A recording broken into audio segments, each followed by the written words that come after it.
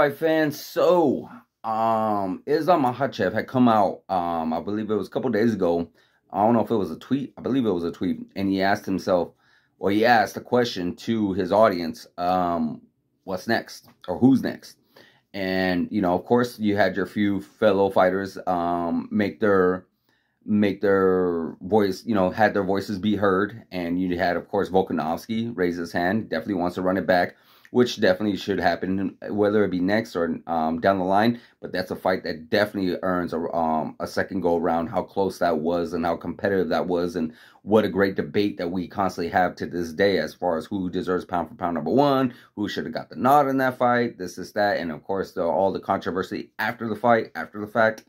And then, of course, another one was Dustin Poirier. He raised his hand up and said, "What's up?" So, you got to look at the lightweight division. You got to look at the structure of the lightweight division right now. We have ourselves Fiziev versus Justin Gaethje. I believe it's on the London card later on in March. Then you have, of course, the big fight that's going to be happening, Michael Chandler versus Conor McGregor. Then you have Beneil Dariush versus Charles Oliveira in May.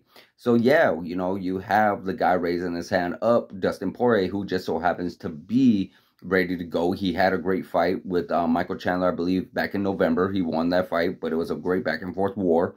Dustin Poirier has a huge name, a huge following. He has fought Conor McGregor three times, and beat him twice. He knocked him out in that second fight, and unfortunately, there was a little injury that Conor McGregor had that kept him sidelined for so long. But still, nonetheless, Dustin Poirier has definitely been very active. Now, as far as him earning a title shot, it's kind of hard because we look at Islam Makhachev, and Islam Makhachev, what he's mostly known for. He's mostly known for his grappling and his wrestling, and he is the young protege of Khabib Nurmagomedov, where you look back, I believe it was, 2018, I want to say, maybe 2017, somewhere around that time frame, you have Dustin Poirier versus Khabib, and what ended up happening was, Khabib ended up choking Dustin Poirier out in the second fight. Second round. And so, we've seen that. And then Dustin Poirier gets himself another title shot, and that title shot just so happens to be against Charles Oliveira. What happens there? I believe it was in the third round. I could be getting that mixed up, but I know he ended up getting submitted in the second round as well. It could have been Khabib submitted him in the third round. And Charles Oliveira submitted Dustin Poirier in the second round. So yeah, it's unfortunate because it just seemed like Dustin Poirier did struggle with some of these guys who happen to be very good grapplers, and we already know Islam Makhachev is one hell of a grappler. He is definitely one hell of a grappler, probably one of the best of all time. He was able to submit the man that had the most submissions in UFC history, Charles Oliveira.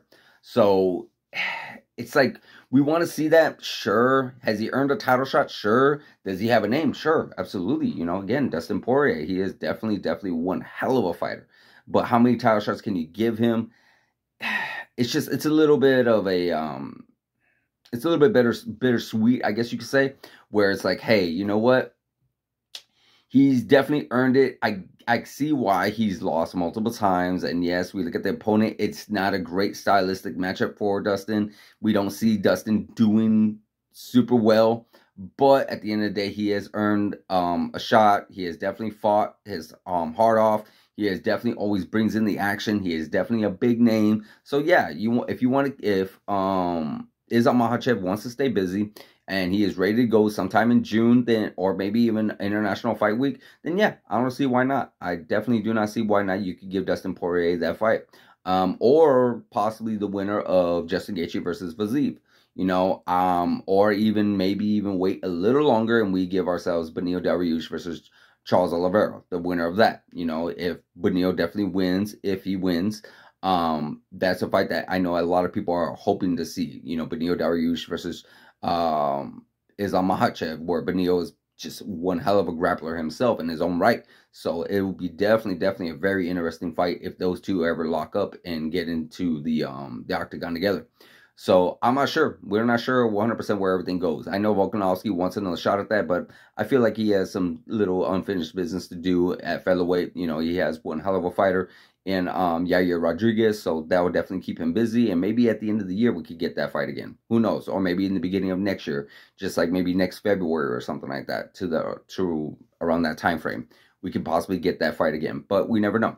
So, but as far as who's next, it definitely seems like it's really up to Islam if he wants to stay active. So if he wants to come back like at maybe in June or something, like somewhere around that time frame, or possibly July, then I could definitely see it being Charles Oliver, no, excuse me, Dustin Poirier or Justin Gaethje, one or the other. Who knows regarding the Beneil and Charles Oliveira fight, because I know that's a pretty quick turnaround. I know that's in May, so it really depends. It really depends regarding that. So who knows who's going to be next, guys? Who do you want next? Let me know in the comments who you would like to see next for Islam Makhachev. So let me know in the comments, guys, on what you feel is going to be next. Like, subscribe, hit that notification button, and I'll see you guys in the next video.